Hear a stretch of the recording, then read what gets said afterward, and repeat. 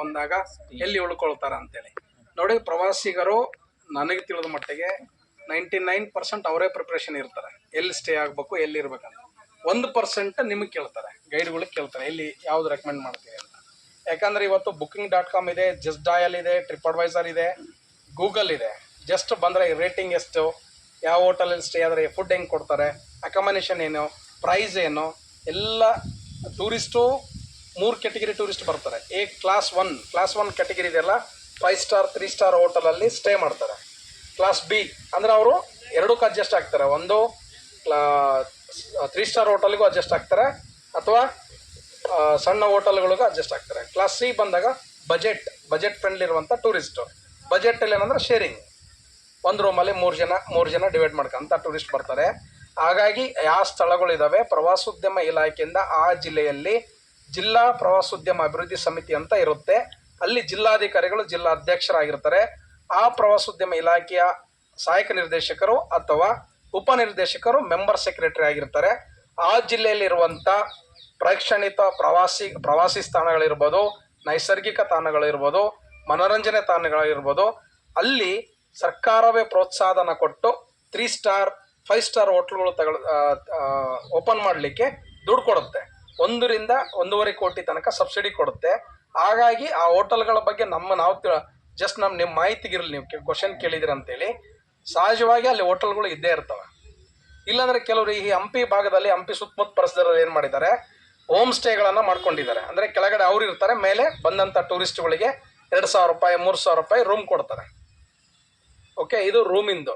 Next question ಇದು ಕೇಳಿದ್ರಿ ನೀವು, ಗೈಡ್ ಸುಮಾರು ಆಲ್ಮೋಸ್ಟ್ ಆಲ್ ಗೈಡ್ ರಿಲೇಟೆಡ್ ಬಗ್ಗೆ ಕೇಳಿದಿರಿ ನೋಡಿ. ಒಂದು ಘನ ಸರ್ಕಾರ ಮೊಟ್ಟ ಮೊದಲ ಬಾರಿಗೆ ತಮ್ಮಗಳಿಗೆ, ಅದು ಗೈಡ್ಗಳಿಲ್ಲದೆ ಇರುವಂಥ ಹಿಂದುಳಿದ ಜಿಲ್ಲೆಗಳು, ವಿಶೇಷವಾಗಿ ಪ್ರವಾಸೋದ್ಯಮದಿಂದ ಹಿಂದುಳಿದ ಜಿಲ್ಲೆಗಳು, ಆರ್ಥಿಕತೆ ಅಲ್ಲ, ಬೆಳಗಾವಿ ದೊಡ್ಡ ಶ್ರೀಮಂತ ಜಿಲ್ಲೆ, ಬಟ್ ಪ್ರವಾಸೋದ್ಯಮದಲ್ಲಿ ಸ್ವಲ್ಪ ಹಿಂದುಳಿದಿದೆ.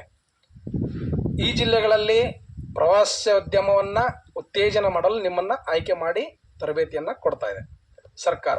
ಮೊದಲನೇದಾಗಿ ಇದು ನಮ್ಮದು ಏನಪ್ಪ ಅಂತಿದ್ದಾರೆ, ನಮ್ಮದು ಹೇಳ್ಬಿಡ್ತೀನಿ, ಅವಾಗ ನಿಮ್ಗೆ ಕ್ಲಾರಿಟಿ ಆಗುತ್ತೆ.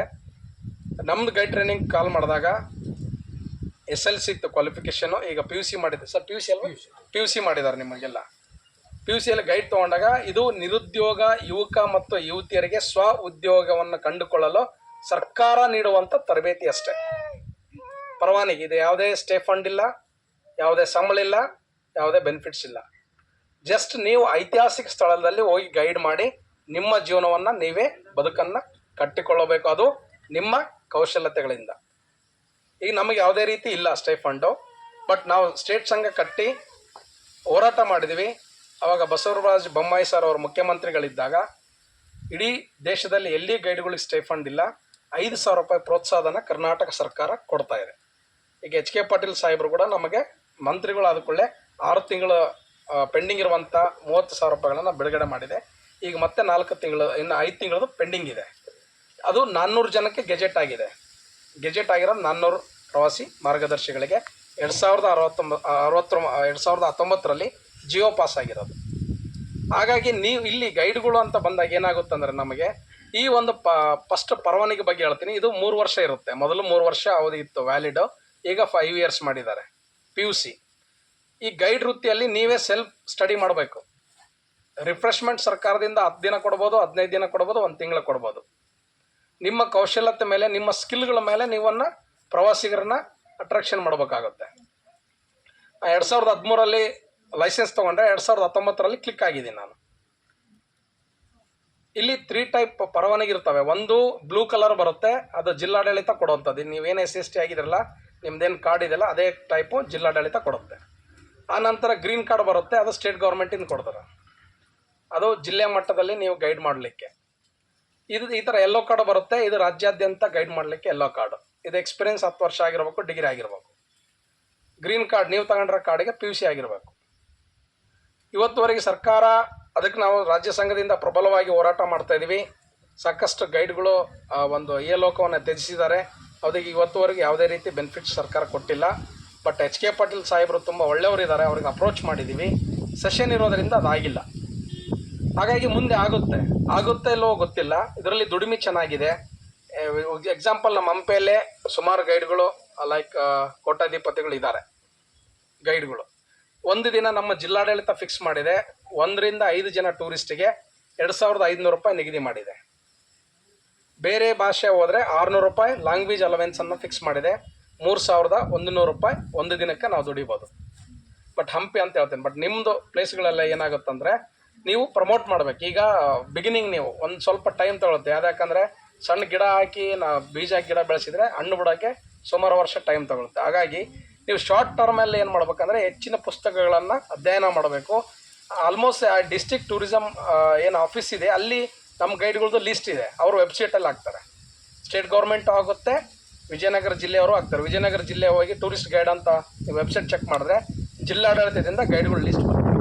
ಯಾವುದೇ ಟೂರಿಸ್ಟು 2 ಆಪ್ಷನ್ ಇರುತ್ತೆ. ಒಂದು ಗೌರ್ಮೆಂಟ್ ಹೋಗಿ ಅಲ್ಲಿ ಕೇಳ್ಬೋದು, ಅಥವಾ ಆನ್ಲೈನಲ್ಲಿ ಬುಕ್ ಮಾಡ್ಬೋದು, ಅಥವಾ ಟೂರಿಸಮ್ ಡಿಪಾರ್ಟ್ಮೆಂಟಿಂದ ಬುಕ್ ಮಾಡ್ಬೋದು, ಅಥವಾ ನಿಮ್ಮದೇ ಸ್ಪೆಷಲ್ ಸ್ಕಿಲ್ಲಿಂದ ಡಿಜಿಟಲ್ ಮಾಡ್ಕೊಂಡಿದ್ರೆ ಡೆಸ್ ಡಯಲ್, ಗೂಗಲ್, ಟ್ರಿಪ್ ಅಡ್ವೈಸರ್ ಈ ವೆಬ್ಸೈಟಲ್ಲಿ ನಿಮ್ಮ ಹೆಸರು ಹಾಕಿದರೆ ನೀವು ಹಾಕಕ್ಕೆ ಬರಲ್ಲ, ಟೂರಿಸ್ಟ್ ಹಾಕ್ಬೇಕು. ನೀವು ಲಿಂಕ್ ಕೇಳಬೇಕು ಅವ್ರಿಗೆ ಅಷ್ಟೇ. ನಿಮ್ಮ ಹೆಸರು, ನಿಮ್ಮ ನಂಬರು, ನಿಮ್ಮ ಕ್ಯಾರೆಕ್ಟ್ರು ಎಲ್ಲ ಅದರಲ್ಲಿ ಡಿಸ್ಪ್ಲೇ ಆಗುತ್ತೆ. ಈ ರೀತಿ ಬುಕ್ಕಿಂಗ್ಗಳು ಬರ್ತಾ ಹೋಗ್ತವೆ. ಆಮೇಲೆ ಏರಿಯಾ ವೈಸ್ ಡಿಫ್ರೆಂಟು. ಮೈಸೂರು ಭಾಗದಲ್ಲಿ ಹೋದರೆ ವರ್ಷಕ್ಕೆ 12 ತಿಂಗಳು ಸೀಸನ್ನೇ, 12 ತಿಂಗಳು ದುಡಿಮೆ ಇರುತ್ತೆ. ಉತ್ತರ ಕರ್ನಾಟಕ ಬಂದರೆ 6 ತಿಂಗಳು ಮಾತ್ರ ದುಡಿಮೆ ಇರುತ್ತೆ, 6 ತಿಂಗಳು ದುಡಿಮೆ ಇರಲ್ಲ. ಹಂಪಿಗೆ ಬಂತಂದರೆ ಈಗ start September, October, November, December, ಜನವರಿ, ಫೆಬ್ರವರಿ ತನಕ ಟೂರಿಸ್ಟ್ ಬರ್ತಾರೆ.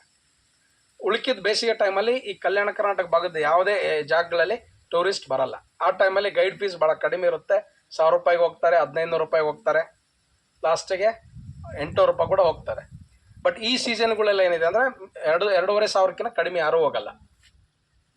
ಇದರಲ್ಲಿ ನಮಗೆ ವೆಕೇಷನ್ನಲ್ಲಿ ದೀಪಾವಳಿ, ಆಮೇಲೆ ದಸರಾ, ದೀಪಾವಳಿ ಮತ್ತು ಡಿಸೆಂಬರಲ್ಲಿ ಒಬ್ಬ ಗೈಡ್ ಫೀಸು 4,500ರಿಂದ 5,000 ರೂಪಾಯಿ ಇರುತ್ತೆ ಪರ್ ಡೇ. ಮಿಸ್ಟೇಕ್ ಮಾಡ್ಕೊಂಡ್ರೆ 6 ಅವರ್ 6 ತಾಸು ನೀವು ಕೆಲಸ ಮಾಡಿ 24 hours ಇಲ್ಲ, 6 hours 6 ಅವರ್. ಅದು ನಿಮಗೆ ಬಿಟ್ಟಿದ್ದು. ಮಾರ್ನಿಂಗ್ ಮಾಡ್ಬೋದು, ಆಪ್ಷನ್ ನೀವು ಕೇಳ್ಬೇಕು ಯಾವ ಕಂಫರ್ಟಬಲ್ ಆದರೆ ನೀವು ಫ್ಲೆಕ್ಸಿಬಲ್ ಇದ್ದೀರಾ. 6 o'clock ಅಂದರೆ ಮಾರ್ನಿಂಗ್ 6 o'clock ಸ್ಟಾರ್ಟ್ ಮಾಡ್ತೀವಿ, 8 o'clock ಅಂದರೆ 8 o'clock ಸ್ಟಾರ್ಟ್ ಮಾಡ್ತೀವಿ. ಸೊ ಮಧ್ಯದಲ್ಲಿ 1 hour ಲಂಚ್ ಟೈಮ್ ಇರುತ್ತೆ, ಮತ್ತೆ ಕಂಟಿನ್ಯೂ ಇರುತ್ತೆ. ಆಮೇಲೆ ನೀವು ಇಲಾಖೆಗೆ ಎಷ್ಟು ಆನೆಸ್ಟ್ ಆಗಿರ್ತೀರಿ. ವಿಶೇಷವಾಗಿ ಕಲ್ಯಾಣ ಕರ್ನಾಟಕ ಮತ್ತು ಕಿತ್ತೂರು ಕರ್ನಾಟಕದಲ್ಲಿ ಪ್ರವಾಸೋದ್ಯಮ ಇಲಾಖೆಯಲ್ಲಿ ಅತಿ ಹೆಚ್ಚು ಹುದ್ದೆಗಳು ಖಾಲಿ ಇದ್ದಾವೆ. ಅಲ್ಲಿ KSTDC ಹೋಟೆಲ್ಗಳಿದ್ದಾವೆ, ಹೇಳೋಕ್ಕಾಗಲ್ಲ. ಇದರಲ್ಲಿ ಹೆಚ್ಚಿಗೆ ನೀವು ಎಕ್ಸ್ಪೀರಿಯೆನ್ಸ್ ಆಗಿ ಪ್ರಶಂಸೆಯನ್ನು ಟೂರಿಸ್ಟಿಂದ ಮತ್ತು ಗೌರ್ಮೆಂಟ್ ಅಫಿಷಿಯಲ್ ಏನಾದರೂ ಸರ್ಟಿಫಿಕೇಟ್ ನೀವು ತೊಗೊಂಡ್ರೆ ನಾಳೆ ನೀವು ಗೌರ್ಮೆಂಟ್ ಅಪಾಯಿಂಟ್ಮೆಂಟ್ ಆಗ್ಬೋದು. ಹಾಗಾಗಿ ನಮ್ಮ ಗೈಡ್ಗಳು ಆಗಿದ್ದಾರೆ. ನಮ್ಮ ಹಂಪಿಯಲ್ಲಿ 1-2-3 ಗೌರ್ಮೆಂಟಿಗೆ ತೊಗೊಂಡಿದ್ದಾರೆ ಟೂರಿಸಮ್ ಡಿಪಾರ್ಟ್ಮೆಂಟಿಗೆ. ನಾಳೆ ನೀವು ಅದನ್ನು ಆಪ್ಷನ್ ಇದೆ, ಆಗ್ಬೋದು. ಅಥವಾ ಬೇರೆ ಜಾಬ್ ಜೊತೆಗೆ ಗೈಡ್ ಆಗಿ ಪಾರ್ಟ್ ಟೈಮ್ ಮಾಡ್ಕೊಬೋದು, ಅಥವಾ ಫುಲ್ ಟೈಮ್ ಕೊಡ್ಬೋದು. ನಮ್ಮ ಹಂಪಿಯಲ್ಲಿ ಸುಮಾರು ಜನ ಇದ್ದಾರೆ ಫುಲ್ ಟೈಮ್ ಗೈಡ್, ಅವರು ಒಳ್ಳೆ ಸಂಪಾದನೆ ಮಾಡ್ಕೊಂಡಿದ್ದಾರೆ ಆ ಟೈಮಲ್ಲಿ. ಇಲ್ಲಿ ನಿಮಗೇನು ಬೇಕು, ಸ್ಕಿಲ್ ಬೇಕು, ಲ್ಯಾಂಗ್ವೇಜ್ ಬೇಕು. ಬರೀ ಕನ್ನಡದಲ್ಲಿ ನಾವು ಗೈಡ್ ಮಾಡ್ತೀವಿ ಅಂದರೆ ಕಷ್ಟ.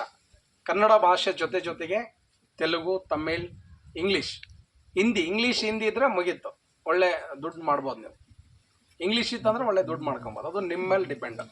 ಕೆಲವು ಕಂಪನಿಗಳು ಇದ್ದಾವೆ, ನೀವು ಯಾವ ರೀತಿ ಗೈಡ್ಗಳು ಮಾಡ್ತಾ ಹೋಗ್ತಾರೆ ಕಂಪನಿಗಳೇ ನಿಮ್ಮನ್ನು ಚೂಸ್ ಮಾಡ್ಕೊಳ್ಳೋದು.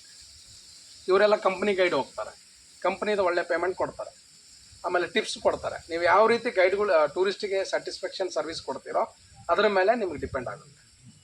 ನಾನು ಲಾಸ್ಟ್ ಟೈಮ್ ಬರೀ 2-3 ದಿನ ಮಾಡಿದರೆ 3 ದಿನ ಗೈಡ್ ಮಾಡಿದ್ದೆ, 3 ದಿನಕ್ಕೆ 20,000 ರೂಪಾಯಿ ಕೊಟ್ಟು ಹೋದರು. ಅದು ನಿಮ್ಮ ಮೇಲೆ ಡಿಪೆಂಡ್ ಇರುತ್ತೆ. ಮತ್ತೆ ಆಲ್ಮೋಸ್ಟ್ ನಾನು ಎಲ್ಲ ಕ್ವಶನ್ಗೆ ಆನ್ಸರ್ ಮಾಡಿದ್ದೀನಿ. ಈಗ ನೀವು ಹಾಕೊಂಡಿದ್ದ ID ಕಾರ್ಡು ಅದು ಎಲ್ಲಿಂದ ಎಲ್ಲಿಗೆ ವ್ಯಾಲಿಡಿಟಿ ಇರುತ್ತೆ? 5 ವರ್ಷ ಅಂತ ಹೇಳಿದೆ. ಇಲ್ಲ ಅದಿಲ್ಲ ಸರ್, ನಾವು ಕಲ್ಯಾಣ ಕರ್ನಾಟಕದ ಮೈಸೂರವರೆಗೆ ನಾವು ಏನಾದರೂ ಹೋದರೆ ಈಗ ನೋಡಿ, ನೀವು ತಗೊಳ್ತಿರೋದು ಡಿಸ್ಟಿಕ್ ಜಿಲ್ಲಾ ಮಟ್ಟದಲ್ಲಿ ತರಬೇತಿ. ಆ